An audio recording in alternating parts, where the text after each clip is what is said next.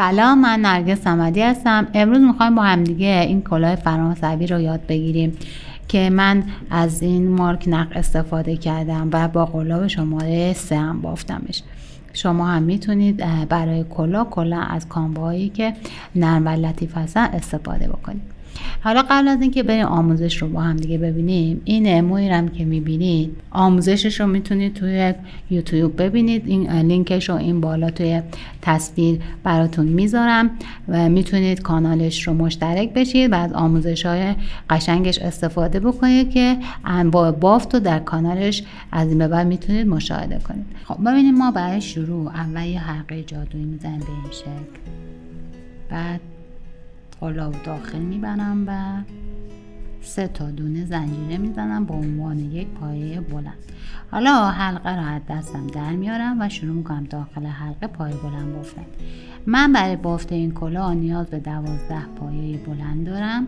3 تا این زنجیره حکم یک پایه برام داره، پس 11 تا دیگه داخل حلقه من پایه بلند میبافم. بشه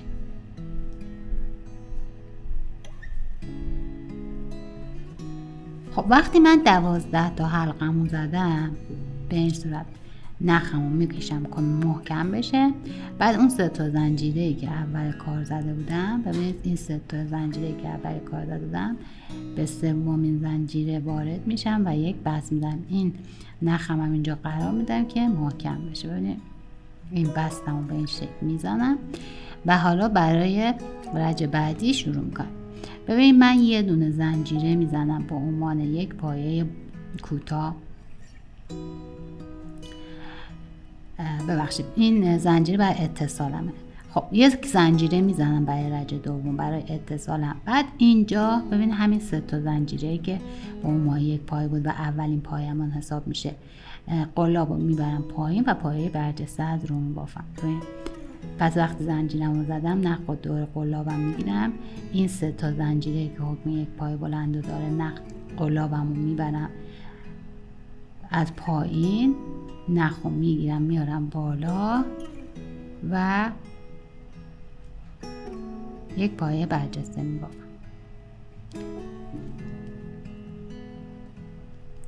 خب حالا همین بین این پایه بعدی، همین جا که هستم روی گندمی پایه بعدی یک پایه بلند میبافم. بعد روی این پایه خودش یک پایه برجسته از رو میبافم به این شکل. دوباره ببین میرم رو پایه بعدی، روی پایه بعدی روی گندمیش یک پایه بلند میبافم. بعد روی خود پایه میرم پایین، قلاب از پایین میبرم و یک پایه بلند میبافم. در واقع توی این رج من میخوام پایه هامو به 24 تا برسونم که 12 تای اونا پایه برجسته از رو هست و 12 تاش پایه بلند.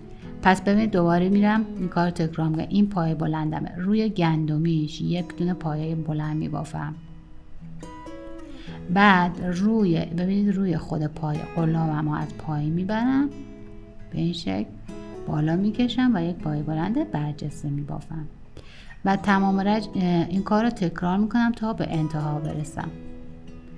یک پایه بلند روی گندمی و روی پایه یک پایه برجسته است و به این شکل پایه های من به 24 تا میرسه. 12 پایه بلند برجسته، 12 پایه بلند. خب ببینید وقتی من الان آخرین پایه‌مه، روش گندمیمو بافتم، میرم روی خود پایم از پایین قلابمو وارد میکنم و نخ رو بالا میکشم و پایه بلند برجسته است رو میبافم. خب ببینید الان یه دونم همینجا، ببینید روی این قبل از این تک زنجیره‌ای که زدم همینجا یک پایه بلند دیگه هم میبافم. حالا وقتی این پایه بلند رو بافتم میام به اون یه دونه زنجیره که گفتم برای اتصال هست به این شکل یک بست میزنم و رجم تموم میشه. حالا از این رج به بعد دقت بکنیم تا به گردی کلاه برسیم. کارمون تکراره. برای شروع همه رج ها یه دونه زنجیره میزنم. بعد ببینید این پایه بلندم، این زنجیری که میزنم این پایه بلند برجستمه. میام و پایه بلند برجستم رو میبافم. اولین پایه بلند برجستم رو میبافم. بعد میرم ببین روی پایه بعدی که پایه بلند بود، روی گندمیش میتونم یه دونه پایه بلند ببافم. خب بعد خود این پایه بلند رو پایه بلند برجسته از پشت باید ببافم. ببین توی پایه بلند برجسته از رو من قلابم اینجا وارد میکردم، ولی اینو میخوام از پشت ببافم. میدونم قلابو از پشت به این شکل من وارد میکنم و این یه دونه پایه رو من پایه بلند برجسته از پشت میبافم به این شکل. حالا اگر اینجا این پایه بلند رو نبافتم، میتونم روی گندمی پایه برجستمم ببافم که من توی این کلاه ببینید این به این صورت عمل کردم. به جای اینکه اول کار پایه بلند برجسته ببافم، آخر کار بافتم. هیچ فرقی نمیکنه. شما به هر دو روش میتونید این کار رو انجام بدید، همونجور که الان من اینجا اینو بافتم. خب پس وقتی که من پایه برجستم و بافتم از پشت، این پایه برجسته از رومو یک پایه برجسته از رو میبافم به این شکل. حالا میرم دوباره به پایه بعدی میرسم. روی گندمیش یه دونه پایه بلند میبافم. خب برای افزایشم ببینید. بعد میرم پایه رو از پشت میبافم، قلاب رو از پشت میبافم. ببین اگه از این برم نگاه کنیم، من قلاب رو از اینجا از پشت وارد میکنم، بیرون میکشم و یک پایه بلند برجسته از پشت میبافم. دوباره به پایه بلند برجسته از رو میرسم. تا آخر کار من پایه برجسته از روهای من ثابته. همیشه پایه برجسته های رو از رو میبافم. کل تغییر من توی این قسمته. بعد دوباره به پایه میرسم. این به پایه رو میام و یه پایه رو گندمیش یه پایه بلند میبافم. بعد میرم خودش رو پایه بلند از پشت میبافم و این کار رو تا انتها تکرار میکنم.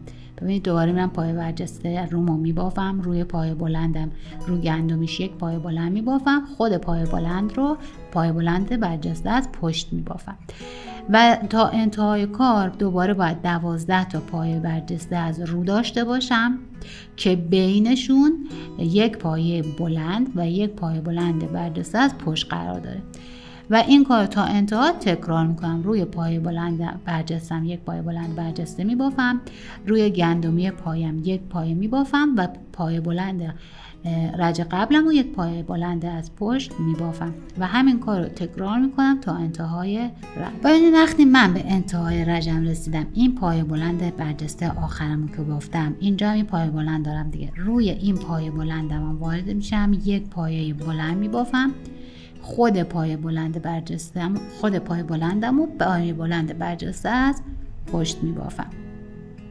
بشه نخ رو بالا میکشم و میبافم. حالا میرسم به اون یه دونه زنجیره اول کار. به اون یه دونه زنجیره اول کار یک بست میزنم و کارم تمام میشه. حالا این کار رو تکرار میکنم، یعنی یه دونه زنجیره میزنم برای شروع رجم، برای شروع همه رجها یه دونه زنجیره میزنم. این پایه برجسته از روم و اولین پایه برجسته از روم و پایه برجسته از روم میبافم. بعد ببینید اینجا یه دونه پایه دارم، پایه بلند. روی گندمی پایه بلندم یه دونه پایه اضافه میکنم، یعنی یه پایه میبافم. بعد حالا میرم خود پایه بلند رو از پشت میبافم.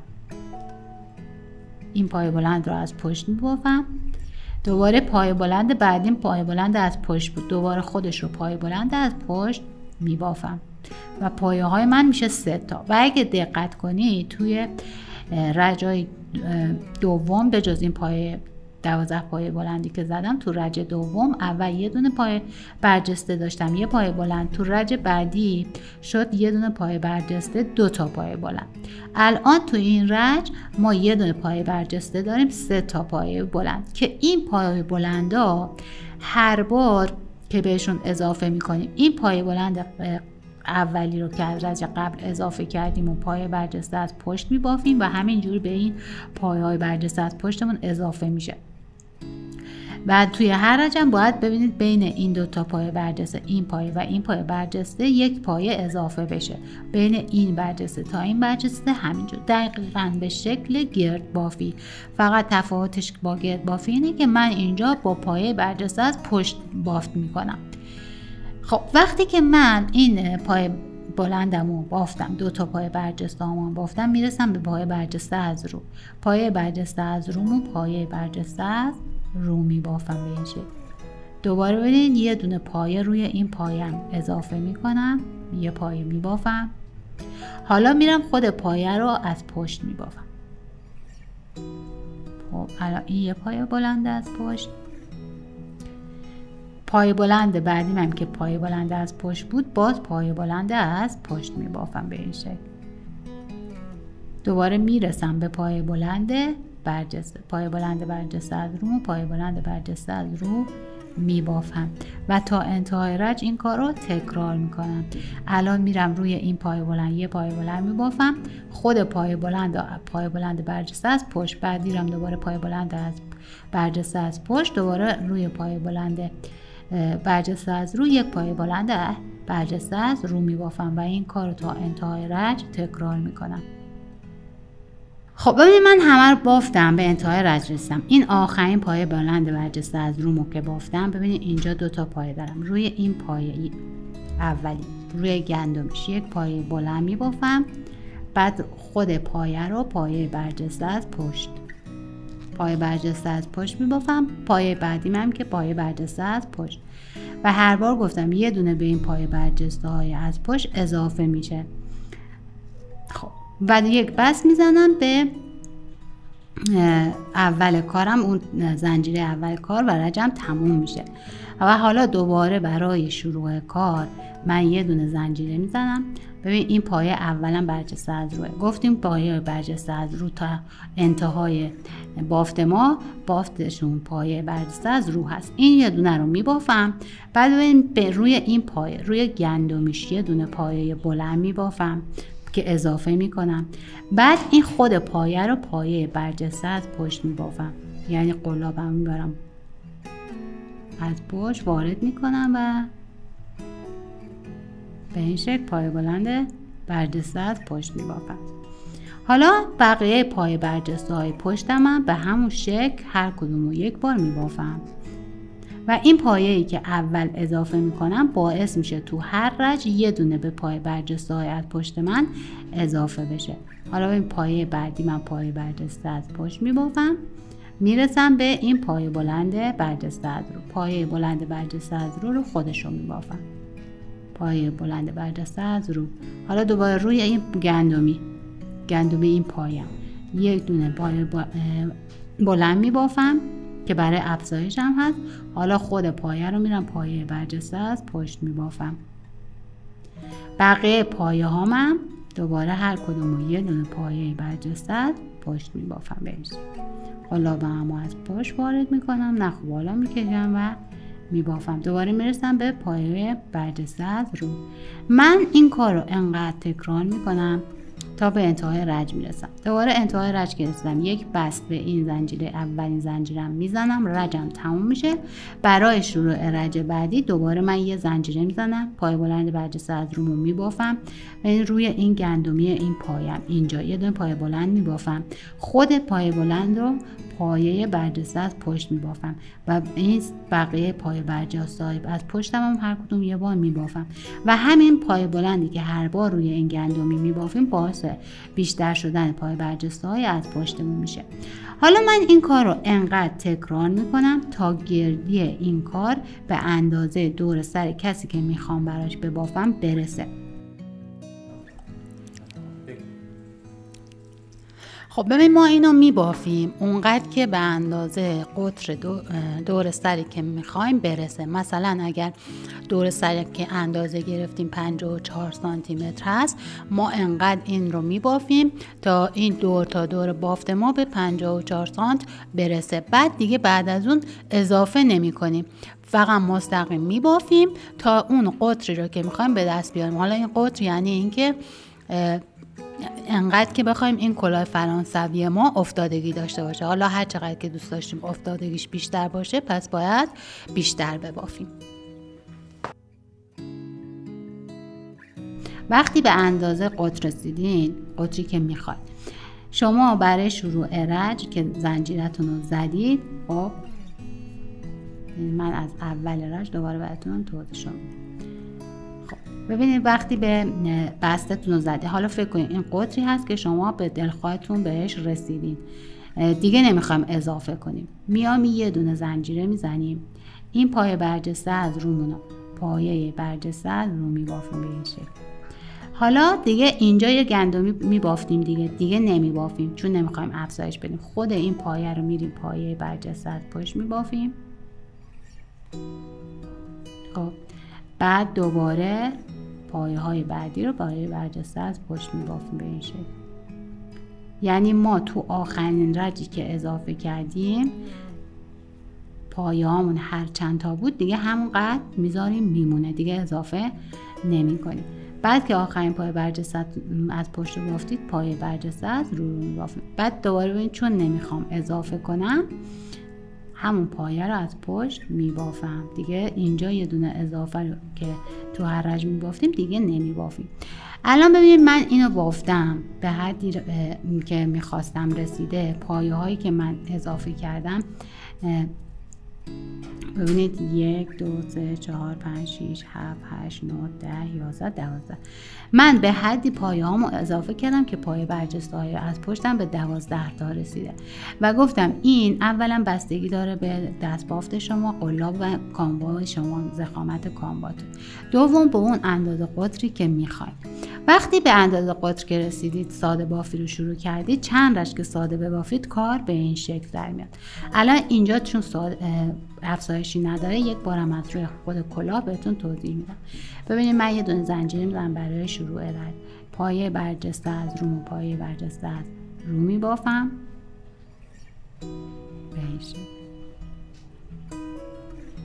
حالا میرم پایه های برجسته رو میبافم، هیچ افزایش دیگه ندارم. هر چند تا پایه برجسته از رو داشتم پایه برجسته از پشت پایه برجسته از پشت هم میبافم تا به پایه برجسته از رو میرسم. دوباره اینو میبافم، دوباره پایه برجسته ها رو، و این کار رو انقدر تکرار میکنم که قد کلاه من برسه به، مثلا من میخوام کلاهم 20 سانت باشه، من 3 یا 7 سانت رو برای کشباف کلاهم قرار میدم و اگر 3 سانت قرار دادم 17 سانت میبافم، اگر 5 سانت قرار دادم 15 سانت میبافم.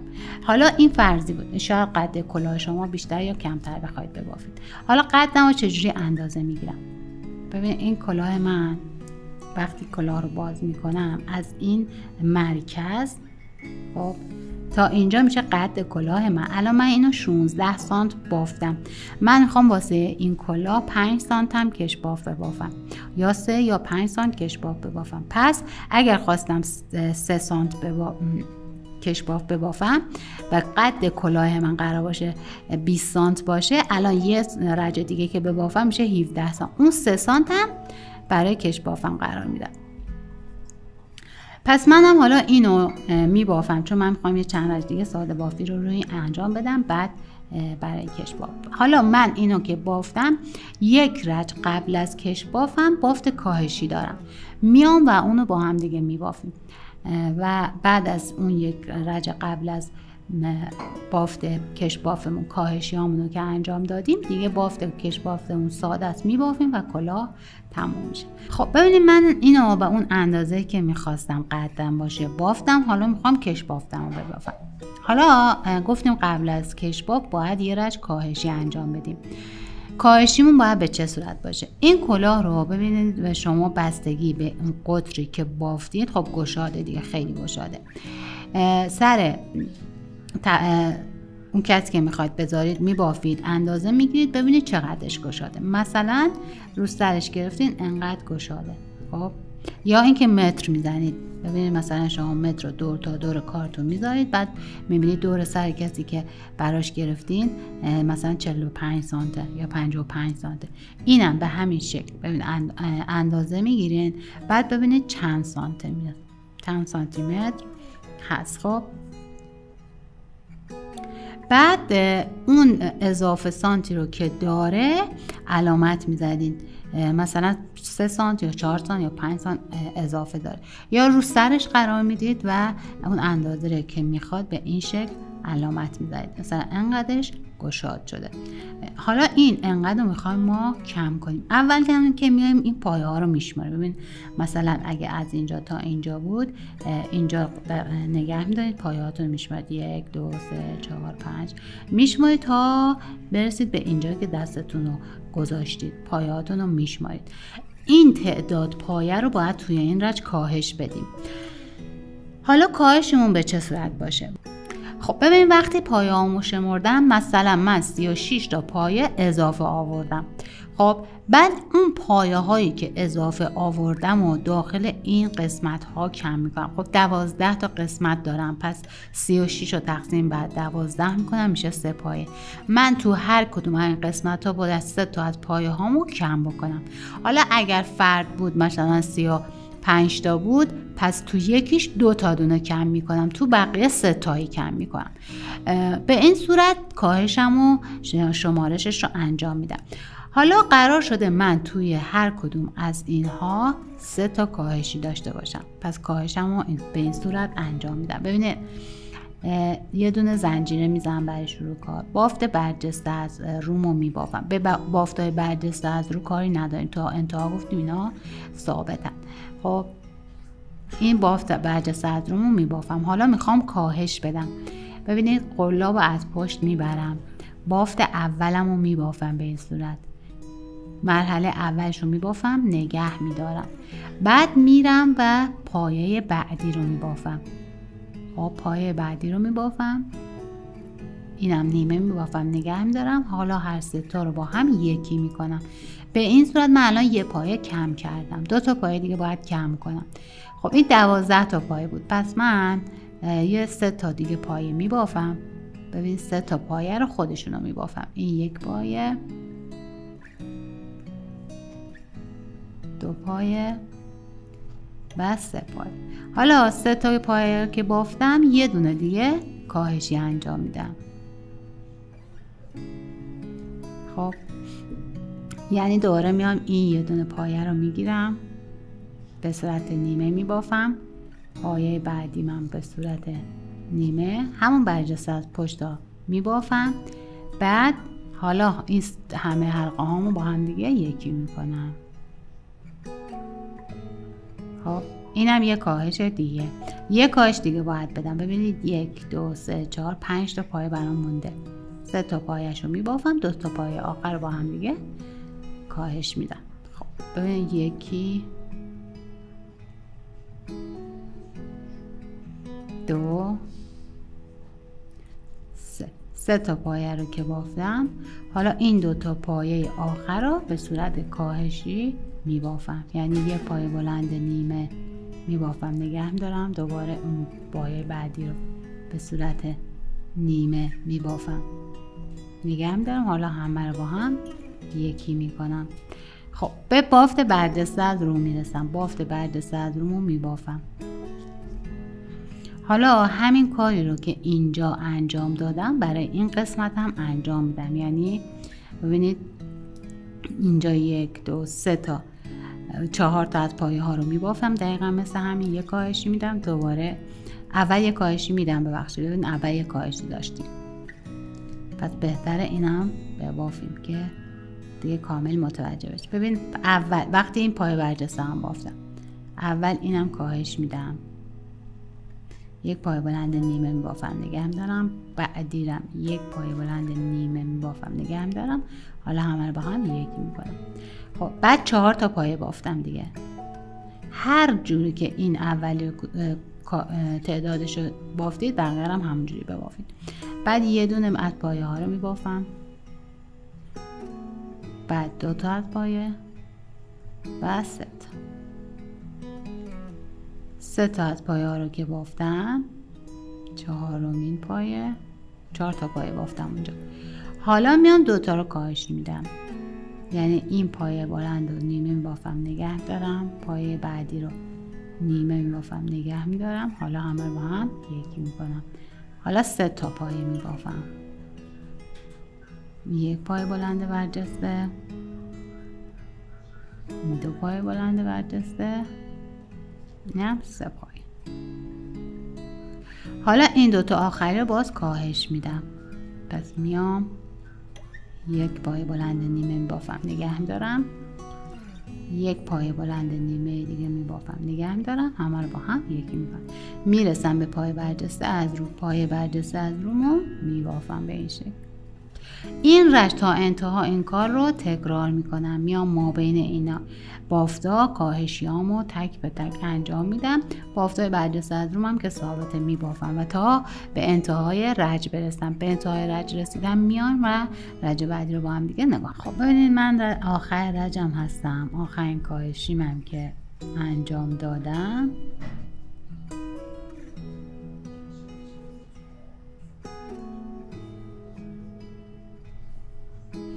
دوباره انجام میدم. این 2 تای آخرم هم که کم کردم،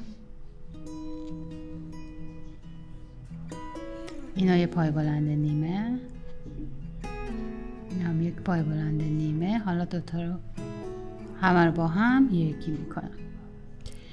حالا میام به اون اولین زنجیره‌ای که زده بودم 1 بست میزنم و رجم تموم میشه. حالا میخوام کش بافم رو شروع کنم. کش باف رو به این شکل شروع میکنم و یه دونه زنجیره میزنم. اولی رو که پایه برجسته از رو هست، یه پایه برجسته از رو میزنم. خب حالا شما امکان داره تو کاهشیاتون تا به پایه برجسته بعدی میرسید یا پایه برجسته مونده باشه یا نه دیگه. اینجا بستگی به تعداد کاهشتون داره که اندازه کلاتون داره. خب وقتی این یه دونه رو از رو بافتم، بعدی رو میرم از پشت میبافم بشه. حالا دوباره بعدی رو از رو میبافم. وقتی که من یکی از پایه ها رو از رو ببافم و 1 پایه رو از پشت ببافم، این مدل میشه کش باف. پس میرم پایه بعدی از پشت میبافم. خب حالا پایه، خب ببینید پایه اولم رو بود، بعد شد پایه پشت، حالا دوباره شد پایه رو، دوباره پایه پشت، دوباره پایه رو باید ببافم. خب حالا اینجا کاهشیم بوده، پس 2 تا رو با هم میگیرم. خب ببینید به این صورت دوباره میرم پایه بعدی از پشت. همینجوری کارم رو ادامه میدم تا انتهای رج.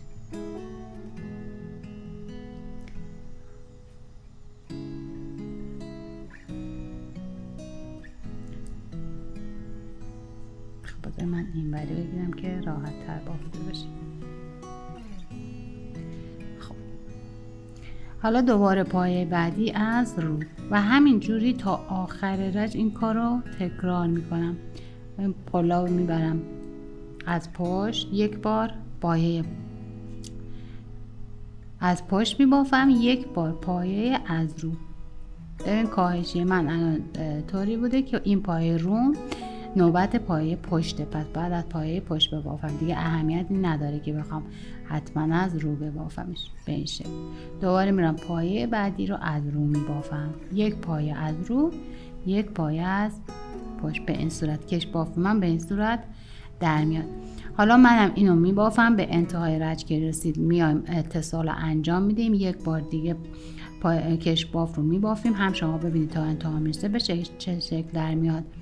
همین که ابتدا و انتهای رج رو بهتون بگم و این کش باف رو دیگه به اندازه دلخواه خودتون میبافید. ببینید من همونجوری که گفتم بافتم، به آخر رج رسیدم، میام به این زنجیره اول کارم 1 بست میزنم.